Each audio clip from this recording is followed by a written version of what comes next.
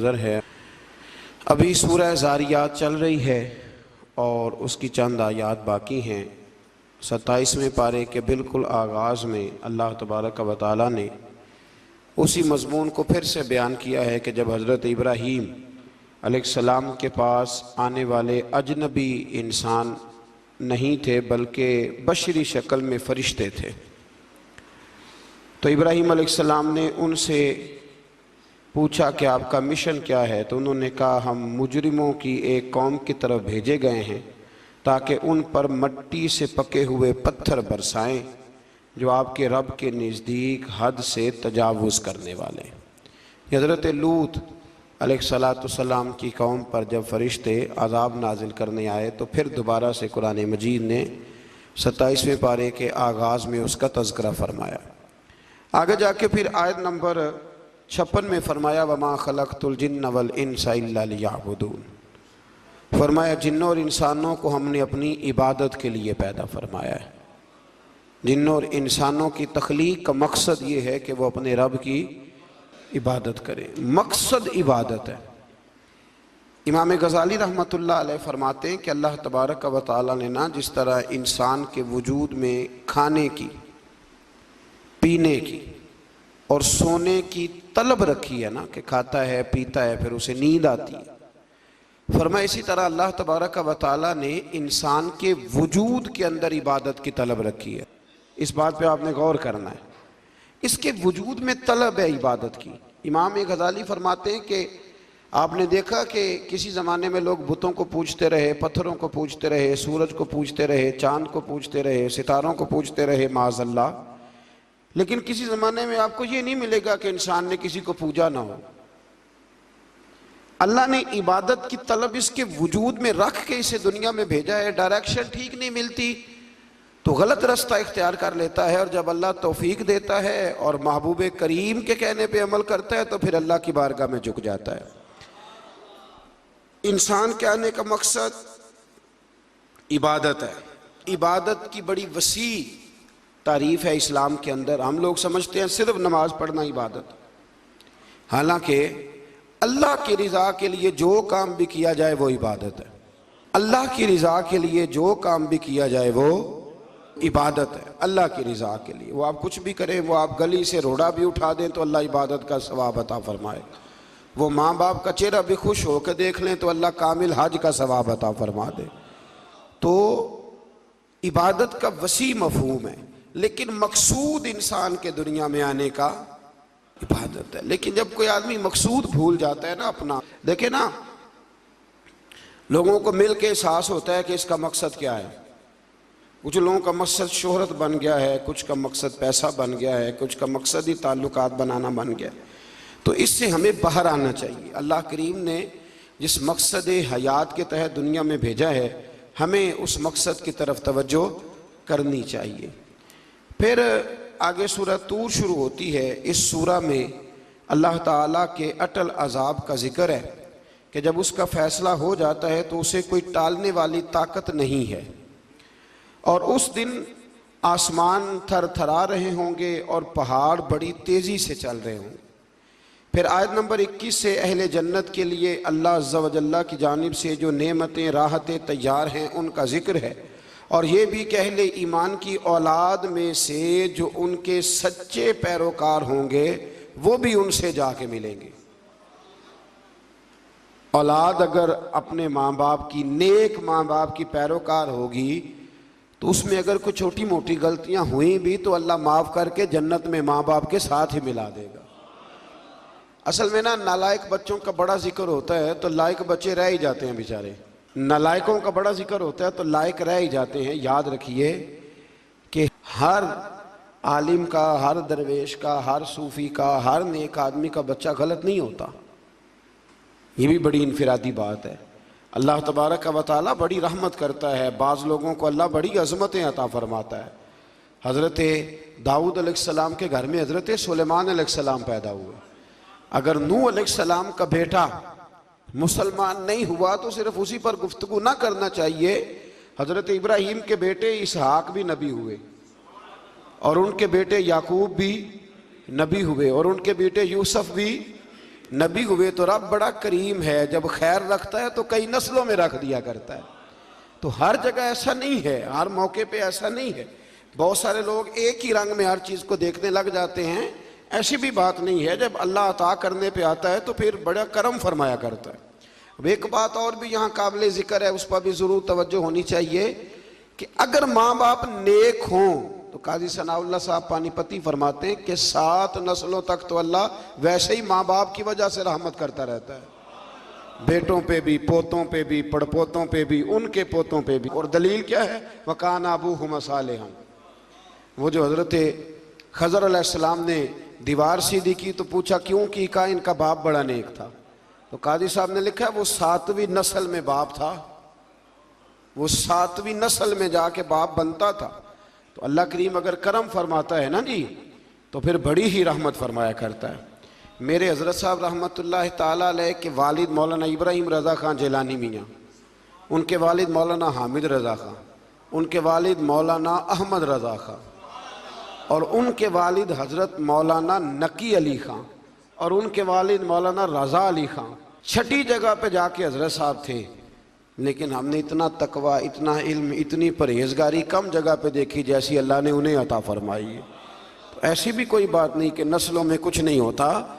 अगर अल्लाह ताला करम फरमाए, बच्चे थोड़ी तवज्जो कर जाएं तो फिर जो कुछ उन्हें मिलता है वो भी किसी और को नहीं मिलता। ये भी एजाज़ होता है, अल्लाह करीम समझने की तौफीक दे। आगे सूरह नज्म शुरू होती है।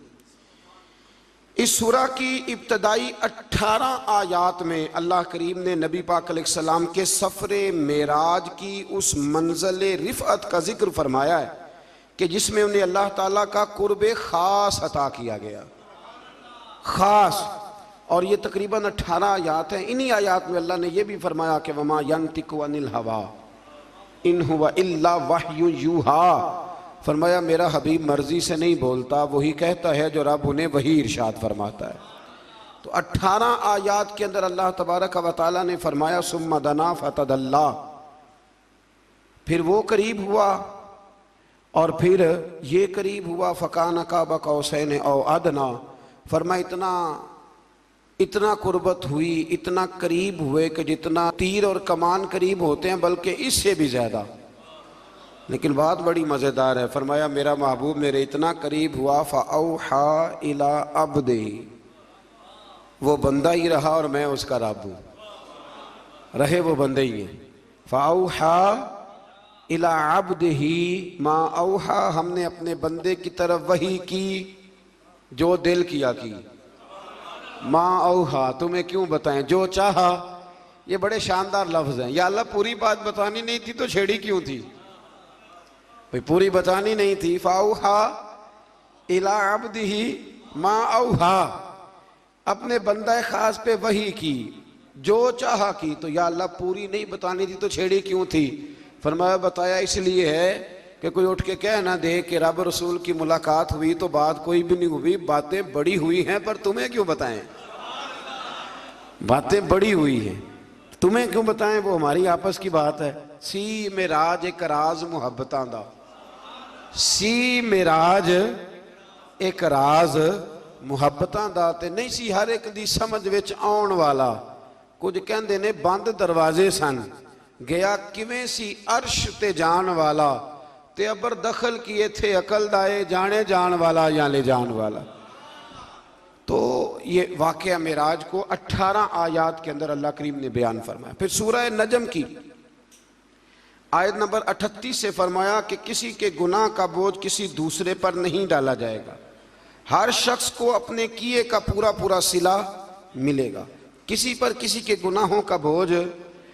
अच्छा, ये जो बाज़ हदीसों में आता है, बाज़ हदीसों में आता है कि जिस बंदे ने तरबियत ना की तो औलाद की तो उसे भी सज़ा मिलेगी, तो इसका क्या मतलब है? इसका मतलब ये नहीं कि उसे औलाद का गुनाह उसके खाते में डाला गया है। इसका माना यह है कि उसने जो अपनी जिम्मेदारी पूरी नहीं ना की, अपनी जिम्मेदारी पूरी, वो जो हदीस में फरमाया गया ना कि वो औरत पर्दा नहीं करती तो बाज़ औकात उसके सबब से उसके खामन को, भाई को या बेटे को अल्लाह की बारगाह में इस्तिफ़सार किया जाएगा, पूछा जाएगा। तो उसका माना ये नहीं कि बीबी पर्दा नहीं करती थी, तो उसको सजा मिलेगी। उसका भी माना यही है कि इसने जिम्मेदारी अदा नहीं की, इसने मना नहीं किया, इसने ड्यूटी, हाँ जो बंदा ड्यूटी करे और सामने वाला मर्जी करे तो फिर इस पर उसका कोई बोझ नहीं है। क़यामत में कोई किसी का बोझ, सब ने अपना अपना उठाना है, सब ने।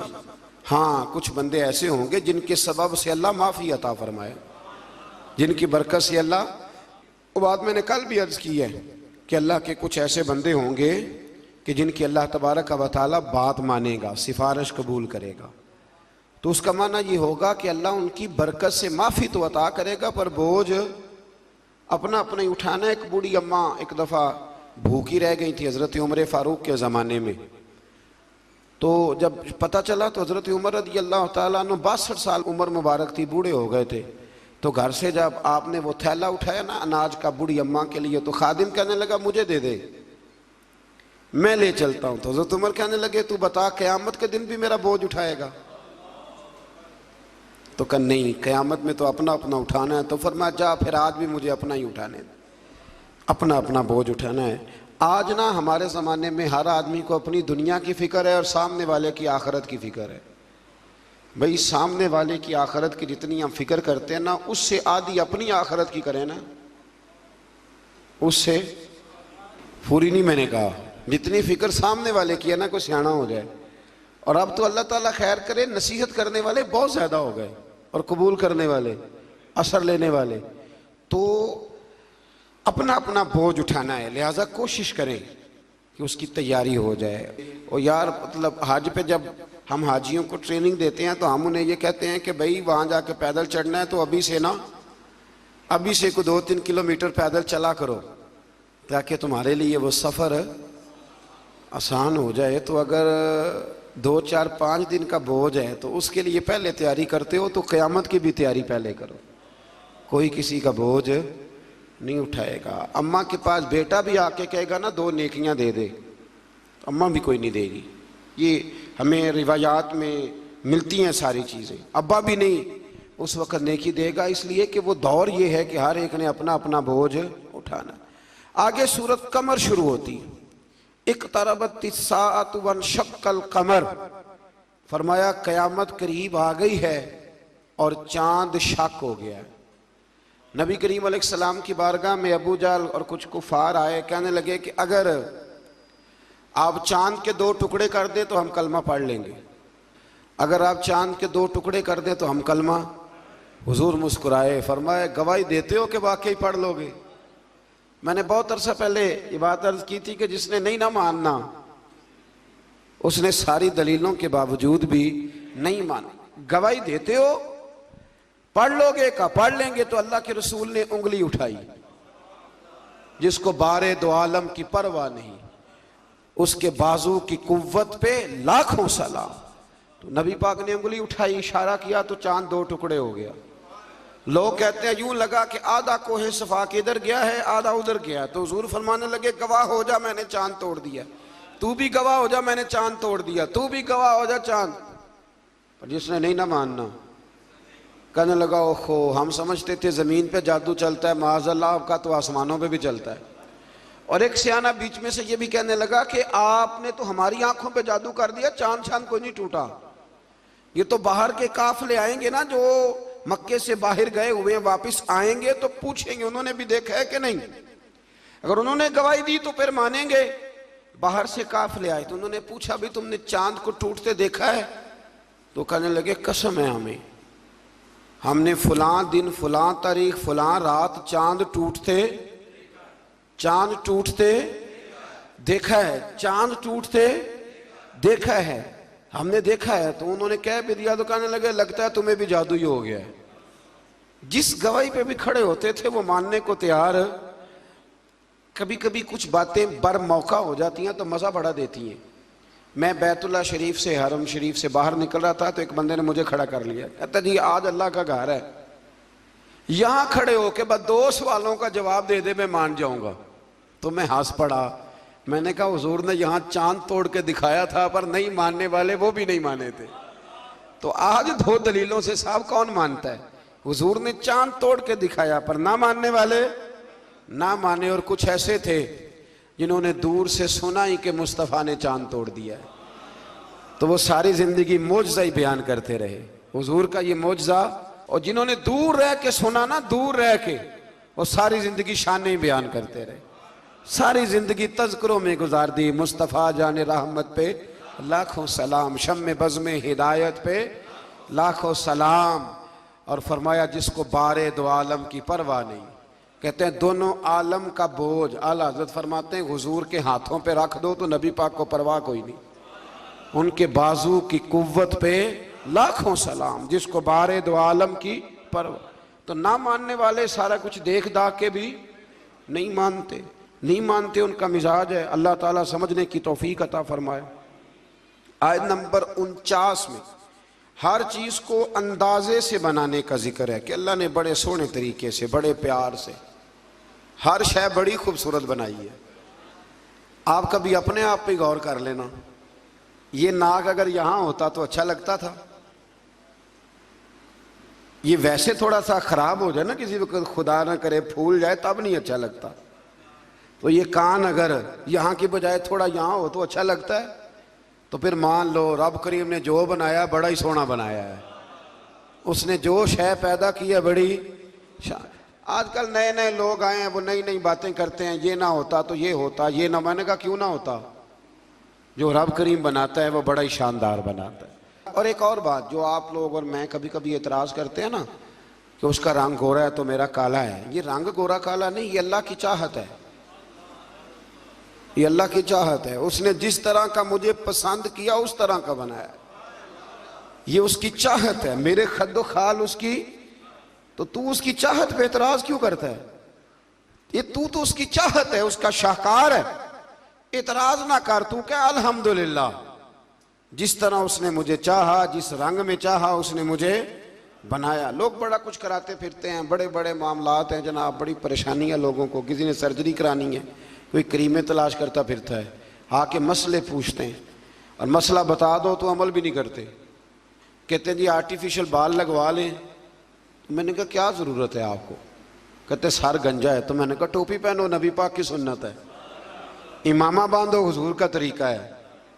बाल ही ज़रूर लगवाने से इंसान, भाई अल्लाह करीम ने जब तक चाहा सर पे बाल रहे और जब चाहा तो उसने, तो ये थोड़ा सा बाहर आए। मैंने थोड़े दिन पहले भी कहा था ज़रूरियात ज़्यादा नहीं, मेकअप बहुत ज़्यादा है। अगर मेकअप से, बहुत सारे मेकअप से हम बाहर आ जाए ना तो फिर भी बड़ी सारी आसानियां हमारे लिए पैदा हो सकती हैं। इससे आगे जनाब शुरू होती है सूरह कमर के बाद सूरह रहमान, सुभान अल्लाह, सूरह फबिय्यि आलाई रब्बिकुमा तुकज़्ज़िबान। अच्छा, कभी कभी ना इंसान बैठता है ना कुछ चीज़ों को देखने के लिए, तो उनका देखना ही बड़ा मज़ा देता है। मुख्तलिफ सूरतों के ना मुख्तलिफ फ़ज़ाइल नबी पाक ने बयान फरमाए। हज़रत अलीउल मुर्तज़ा शेर खुदा रदी अल्लाह ताला अन्हु फरमाते हैं कि नबी पाक अलैहिस्सलाम ने फरमाया हर चीज़ की एक दुल्हन होती है। दुल्हन बीवी के मानों में नहीं, दुल्हन सजी हुई चीज़ को कहते हैं, अरब के अंदर दुल्हन सजी। फरमाया हर चीज़ की एक दुल्हन होती है। तो फरमाया कुरान की दुल्हन सूरह रहमान है, ये सजी हुई सूरत है ये ना। और अल्लाह बार बार कहता है, बार बार फबिय्यि आलाई रब्बिकुमा तुकज़्ज़िबान। और इंसान तो अपने रब की कौन कौन सी नेमत को जुटलाएगा? पलट के देख तो सही, तो अपने आप को देख ले, अपनी आंखें ही देख ले, अपना घर ही देख ले, तू गौर तो करना जरा। ये ना बहुत सारे लोगों को बड़ी दुश्वारी होती है, वो हर वक्त हाथ में रुमाल पकड़े रहते हैं, कहते हैं जी मेरे मुंह से ना कई दफ़ा कतरा निकल जाता है थूक का, तो किसी के मुंह पे पड़ जाता है। मैं एक तहकीक देख रहा था कि जो लबलबा है ना आपकी ज़ुबान के नीचे, अगर ज़ुबान खुश्क हो जाए तो किसी खाने का मज़ा ही ना आए। डॉक्टर कहते हैं कि इतनी कीमती चीज़ है ये जो आपकी ज़ुबान तर रहती है कि ये सारे जायके जो हैं ये आपको देती है।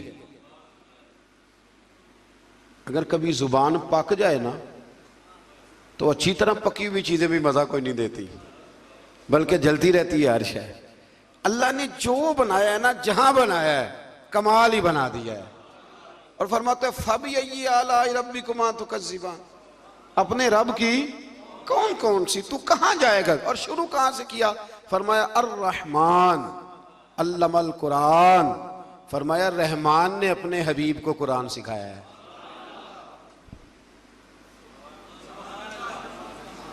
हजरत अली फरमाया करते थे कि मैं अगर कुरान की तफसीर लिखूं तो कई ऊंट किताबों के भर जाएं, फिर भी तफसीर ख़त्म।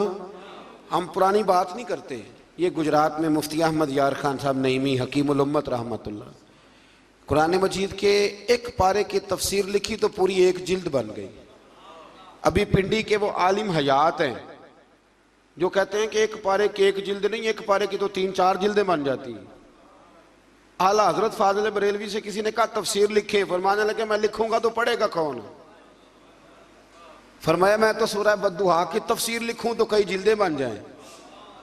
इतना वसी। और बताइए ये वो लोग हैं जिन्होंने उस्तादों से कुरान सीखा है, तो जिस रसूल ने अल्लाह से सीखा है, जिस नबी ने अल्लाह से सीखा है, उसके आप क्या साफ बात करते हैं इल्म की, और आप तराजू लेके बैठे हैं। आप कैसी बात करते हैं? मेरे महबूब को रब कहता है मैंने कुरान सिखाया है। खलकल इंसान, फरमाया पहले कुरान सिखाया है, फिर मैंने इस इंसान कामिल को दुनिया में पैदा फरमाया है। अल्लामाहुल बयान, और फिर मैंने उसे बयान सिखाया है। ये बयान कौन सिखाता है? ये कुरान मजीद कह रहा है। बयान कौन सिखाता है? कुछ दोस्त ऐसे होते कहते फलाना आदमी मुकर्रर है जी। तो क्या मुकर्रर आदमी जो होता है वो बिल्कुल फजूल आदमी होता है? अल्लाह कहता है कि ये जो बयान है ना, ये भी मैं ही सिखाता हूँ। हर एक हिस्से में हर नेमत आती, ये भी अल्लाह ही सिखाता है। और नबी करीम अलैहिस्सलाम ने फरमाया बाज बयान जादू होते हैं, वो जादू ही कर जाते हैं जी। कुछ लोग ऐसे होते हैं जिनका एक जुमला इंसान सुनता है तो सारी ज़िंदगी के लिए काफ़ी हो जाता है। अल्लाह तासीर की दौलत अता करता है। फिर बड़ी सारी बातें रब करीम ने इरशाद फरमाई। फरमाया अल्लामाहुल बयान अश-शम्स वल कमरु बिहुस्बान, सूरज और चांद हिसाब के पाबंद हैं। वन नजमु व शजरु यस्जुदान, आसमान के तारे और ज़मीन के दरख्त उसी के सामने सजदा किए हुए हैं। वस्समाअ रफ़अहा व वदअल मीज़ान, आसमान उसी ने बुलंद किया है और मीज़ान अदल भी उसी ने कायम किया है। अल्लाह ततगौ फिल मीज़ान, ताकि तुम तोलने में ज़्यादती न करो। व अकीमुल वज़ना बिल किस्ती वला तुखसिरुल मीज़ान, और फरमाया इस तरह करो कि वज़न को ठीक रखो इंसाफ के साथ, और तोल को कम न करो। फिर बड़ी सारी बातें इरशाद फरमाने के बाद फरमाया वल हब्बु ज़ुल अस्फ़ी वर रैहान, अनाज में जो भूसा वाला है और खुशबूदार फूल सारे किसने पैदा किए? फरमाया फ़बिअय्यि आलाइ रब्बिकुमा तुकज़्ज़िबान, तो तुम अपने रब की किन किन नेमतों को जुटलाओगे? फरमाया खलकल इंसाना मिन सलसालिन कल फ़ख़्ख़ार, हमने इंसान को बजने वाली ठीकरी की मट्टी, जो बजने वाली मट्टी है ना, जो खुश्क हो जाती है, उससे पैदा फरमाया। व खलकल जान मिन मारिजिम मिन नार, और पैदा किया जान को आग के खालिद शोले से। फ़बिअय्यि आलाइ रब्बिकुमा तुकज़्ज़िबान, ये सूरत ऐसी है कि इसका एक एक लफ्ज़ पढ़ने को दिल करता है। ये सारा कुरान मजीद ही बड़ी बात है, लेकिन ये तो सूरत जो है ना हमें अपना आप याद कराती। बहरहाल अल्लाह ताला ने बार बार एक बात का जिक्र फरमाया, और इसी सूरह मुबारक में ना फिर एक सबक दिया। फरमाया डर जाओ। क्या मिलेगा या अल्लाह? फरमाया अगर तुम मेरे सामने खड़े होने से डरोगे ना तो 2 जन्नतें दूंगा। वलिमन खाफ़ मकाम रब्बिही जन्नतान, जो अल्लाह के सामने खड़े होने से डरेगा अल्लाह उसे 2 जन्नतें देगा। वैसे आजकल डरते तो नहीं ना लोग, डर निकल गया, बस थोड़ा सा बरादरी से डरते हैं। बरादरी से थोड़ा सा, ज़्यादा नहीं, थोड़ा सा रस्म रिवाज से डरते हैं। कुछ थोड़ा सा, कुछ लोग हैं जो चलो थोड़ा बहुत बच्चों से डर जाते हैं, थोड़ा थोड़ा है ना, दुनियादारों से लोग डरते हैं। नहीं डरते तो अल्लाह से नहीं डरते, जिससे डरना चाहिए। फरमाया जो रब के सामने खड़े होने से डरेगा अल्लाह उसे 2 जन्नतें अता फरमाएगा। फिर इससे आगे सूरतुल वाक़िया शुरू होती है। हज़रत इब्ने मसूद रदी अल्लाह ताला अन्हु फरमाते हैं कि मैंने नबी पाक सल्लल्लाहु अलैहि वसल्लम को ये फरमाते सुना, जो शख्स हर रात को सूरह वाक़िया पढ़ेगा उसे हरगिज़ फाका नहीं आएगा। हरगिज फाका नहीं आएगा। जो रात को सूरा है, पीर साहब से भी तवीज़ लेना चाहिए, पर जो तवीज़ नबी पाक दें वो भी लेने चाहिए। ये हुजूर ने तवीज़ दिया। मेरे अस्सा फरमाया करते थे कि ये ज़हन में रख के पढ़ा करो कि ये नबी पाक ने कहा है कि जो सूरत वाक़या पढ़ेगा उसको कभी फाका। फरमाया ये ज़हन बना के पढ़ोगे ना, ये ज़हन कि हुजूर के कहने पे पढ़ रहा हूं, तो हो ही नहीं सकता कभी फाका है। हज़रत अब्दुल्ला इब्ने मसूद रावी है ना इस हदीस के, तो हज़रत अब्दुल्ला इब्ने मसूद का अपना ये हाल था कि जब वो बड़े बीमार हो गए, हज़रत उस्मान गनी का दौर खिलाफत था, तो इनकी बेटियां ज़्यादा थी। हज़रत उस्मान गनी इनके घर तशरीफ़ लाए और फरमाने लगे, अब्दुल्ला मैंने फ़ैसला किया है कि माल ख़जाना में से कुछ तुम्हें दे दूँ, तुम्हारी बेटियां हैं। तो आप फरमाने लगे, आप फ़िक्र न करें, मैंने बेटियों को ख़जाना दे दिया है, मेरी बेटियों को कोई तकलीफ़ कभी नहीं आएगी। कहा जनाब आपने क्या ख़जाना दे दिया है? तो हज़रत सैयदना अब्दुल्ला इब्ने मसूद फरमाने लगे, मैंने बच्चियों को याद करा दिया कि बेटे सोने से पहले सूरत वाक़या पढ़ के सोना, और मेरी बेटियां मेरी बात की पाबंदी करती हैं, और ये रसूल पाक का फरमान है कि जो सूरत वाक़या पढ़ेगा उसे फाका नहीं आएगा। आप फरमाने लगे, तारे झड़ सकते हैं, सूरज गिर सकता है, चांद जगह छोड़ सकता है, पर रसूल रहमत का फरमान गलत नहीं हो सकता। तो क्यों नहीं सूरत वाक़या पढ़ते? जब नज़र लग जाती है ना आपके कारोबार को, नज़र भी बहुत ज़्यादा लगती है, तो वो भी नहीं लगेगी इंशाअल्लाह ताला, अल्लाह मदद करेगा। लेकिन शर्त यह है कि रात को सूरह वाक़या ज़रूर पढ़ें। इस सूरह मुबारक के जो मज़ामीन है ना, उसमें अल्लाह तबारक व तआला ने इरशाद फरमाया कि जो लोग हिसाबो किताब के लिए पेश होंगे उनकी 3 किस्में होंगी। एक तो होंगे असहाबुल मईमना, यानी अहले सादत और अहले खैर लोग, और दूसरे फरमाया अस्साबिकून अल मुकर्रबून, ये वो लोग होंगे जो नेकी करने में सबकत ले जाने वाले, आगे निकल जाते, साबिकून अल मुकर्रबून। और तीसरे फरमाया असहाबुल मशअमा, ये बदनसीब लोग हैं जो जहन्नम में जाएंगे। ये 3 किस्म के लोग हों। दुआ फरमाए अल्लाह हमें उनमें बना दे जो नेकी ले जाने में सबकत करते हैं, जो सबसे आगे बढ़ के, जब तक 50 लोग नेकी ना कर लें हम नेकी भी नहीं करते। 50 बंदे ना जब तक नेकी कर लें, पता ना चल जाए कि सारे लोग इधर जाते हैं, तब हम शुरू करते हैं। और वैसे भी आजकल नेकी पे तो खर्च ही नहीं होता, आजकल तो ज़ाती शोहरत पे, ज़ाती ताल्लुकात पे खर्च होता है। इफ्तारियाँ तो सियासी, पार्टियाँ तो सियासी, और बड़ा बड़ा अजीब रंग है लोगों का। मैरिज हाल में अफ्तारी कराओ, और उस अफ्तारी में जो बेहतरीन काम होता है वो तस्वीर साजी होती है। फिर चूँकि हमने बड़ी करा के अपनी बैठक में भी लगानी होती है ना। मैंने पहले भी एक दफ़ा आपको बताया था कि ये कमज़ोरी का एहसास है। कमज़ोरी का एहसास कभी अपने आप को पैदा ना होने दे। मुसलमान असर कबूल करता नहीं, मुसलमान असर देता है, दूसरों पे छोड़ता है, तो कमज़ोरी से बाहर आए। इसी सूरह वाक़िया की आयत नंबर 77 से कुरान अजीम का जिक्र है कि ये किताब लोहे महफूज में है, और इस किताब को सिर्फ पाक लोग ही छू सकते हैं। कुरान को हाथ कौन लगाएगा? पाक लोग। जब तक पाक नहीं होगा इसको हाथ, बाज़ जगह ख़वातीन की हालत नहीं होती कुरान मजीद को हाथ लगाने वाली, तो कहती हैं जी नहीं हमारे लिए दुरुस्त है। आपके लिए कैसे दुरुस्त है जी, जब अल्लाह ने मुतलक कह दिया है, मुतलक, कि कोई नापाक इसको हाथ न लगाए। हाँ, बाज़ जगह पे ज़ुबानी कुछ चीज़ें पढ़ने की इजाज़त होती है, लेकिन कुरान मजीद को मस, ये कुरान की नस है कि जो नापाक होगा वो कुरान मजीद के करीब। बल्कि बड़ी मज़ेदार बात है, हज़रत उमर फारूक रदी अल्लाह ताला अन्हु कहते हैं कि मैं तो तलवार लेके माज़अल्लाह हुजूर को शहीद करने के लिए निकला था। तो मैं जा रहा था दारे अरकम की जानिब, तो किसी ने मुझे कहा उमर कहाँ जा रहे हो? मैंने कहा मैं आज शहीद करूँगा, माज़अल्लाह किस्सा ख़त्म करूँगा। तो कहने लगे घर जाना, तेरी बहन भी कलमा पढ़ने लग गई, पहले उसे तो ख़त्म कर ले। तो हज़रत उमर फारूक फरमाते हैं जब मैं वहाँ आया तो मेरी बहन और मेरा बहनोई घर में छुप के कुरान मजीद पढ़ रहे थे, छुप के। मैंने दस्तक दी, अब दस्तक दी, बहन बोली कौन है? मैंने कहा उमर बिन खत्ताब हूँ। जल्दी से उसने कुरान मजीद के सफ़े समेटे, ऊपर किसी जगह पे रखे, दरवाज़ा खोला तो मैंने बहन और बहनोई को मारना शुरू किया, बड़ा मारा।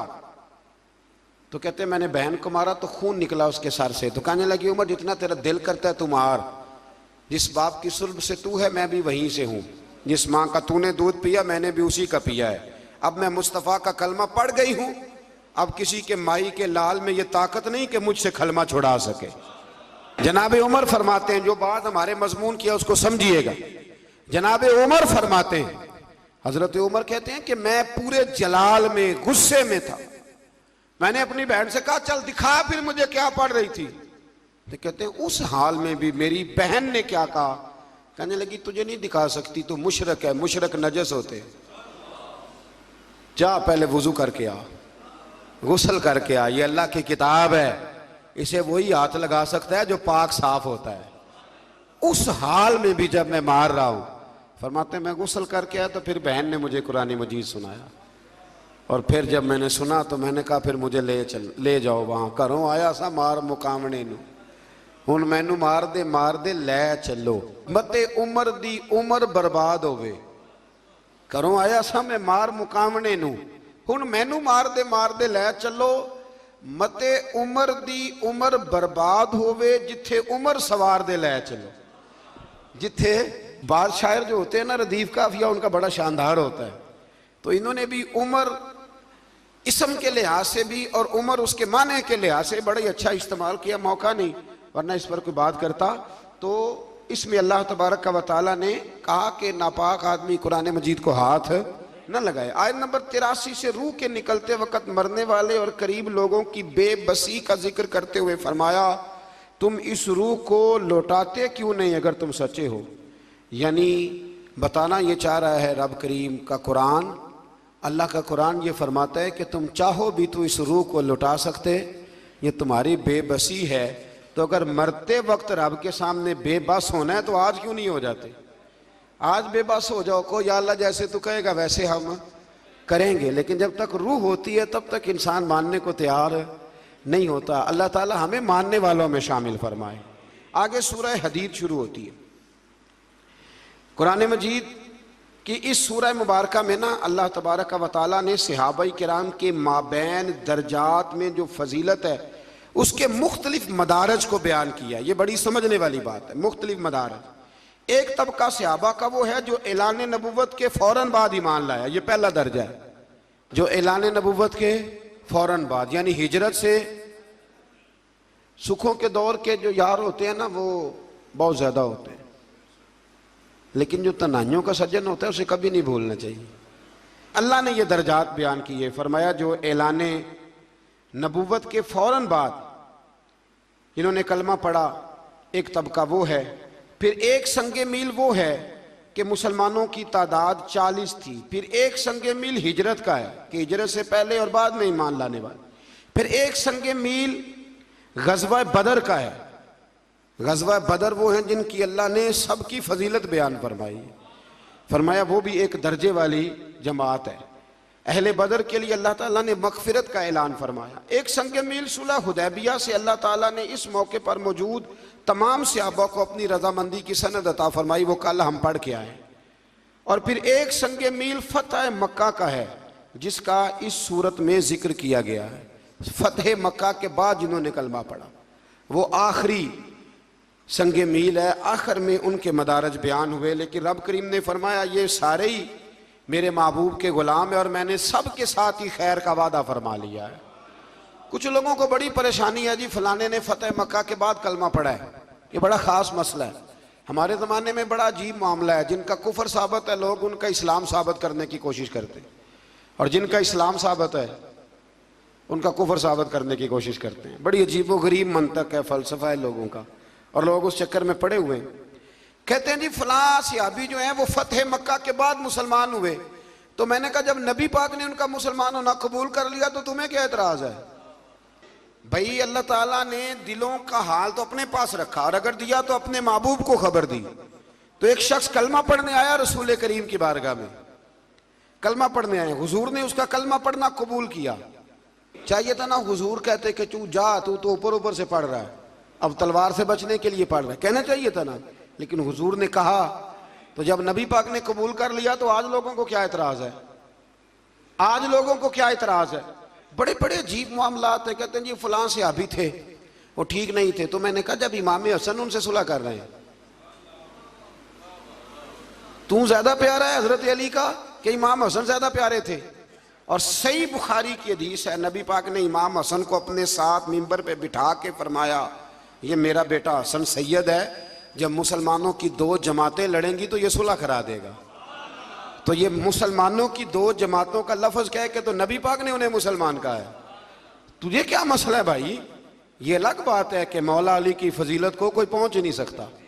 हजरत अली की फजीलत, शेर खुदा, मौला कायनात, हजरत अली उल मुर्तजा।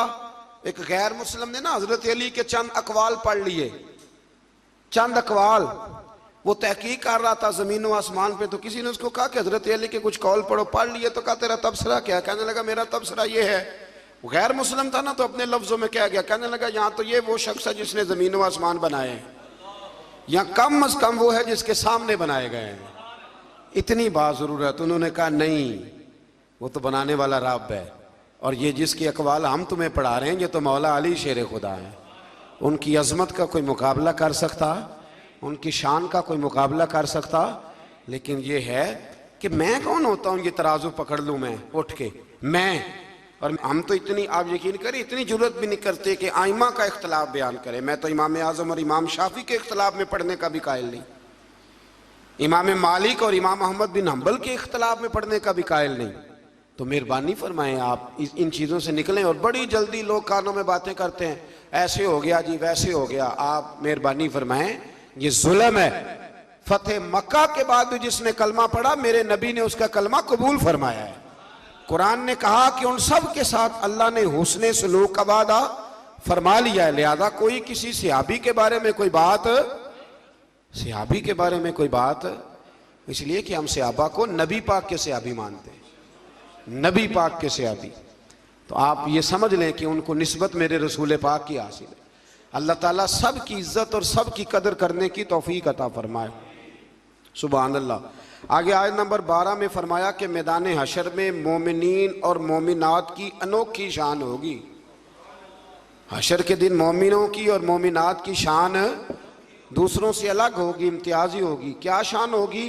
फरमाया और इनका नूर उनके सामने और उनके दाएं जानिब जू फिशा होगा और इन्हें जन्नत की बिशारत दी जाएगी। आगे भी नूर होगा, पीछे भी नूर होगा, दाएं भी और बाएं भी। किसको? नबी पाक की बात नहीं हो रही, मोमिनों की हो रही है। तो जब उनके मानने वालों को अल्लाह नूर अता फरमाएगा तो फिर महबूब को नूरे कामिल क्यों नहीं मानते?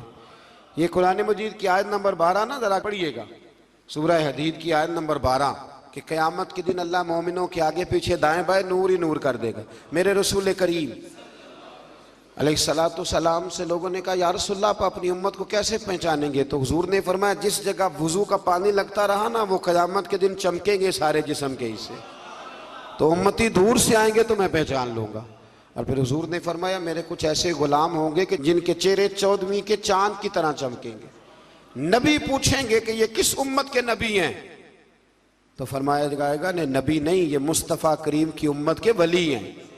और फिर वहां हुजूर ने ये आयत पढ़ी, अला इन्ना औलिया अल्लाह ला खौफुन अलैहिम वला हुम यहज़नून। फिर इसी सूरह मुबारका की आयत नंबर 16 में फरमाया क्या अभी ईमान वालों के लिए वो वक्त नहीं आया कि इनके दिल अल्लाह के जिक्र से डर जाएं और हक के लिए नरम हो जाएं?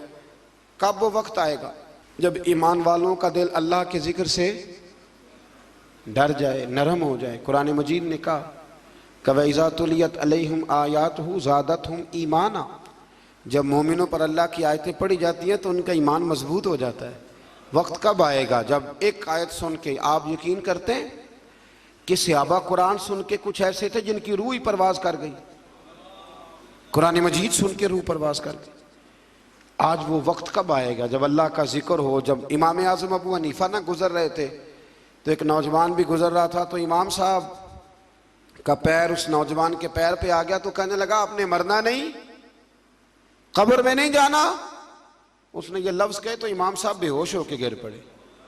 कई घंटे के बाद होश आई तो लोगों ने कहा हुजूर ये क्या हुआ? फरमाने लगे तुमने देखा नहीं, वो मुझे अल्लाह के सामने पेश होने की याद दिला रहा था। जब उसने कहा है कि आपने क़यामत में पेश नहीं होना तो मेरी आंखों के सामने मंजर आ गया था।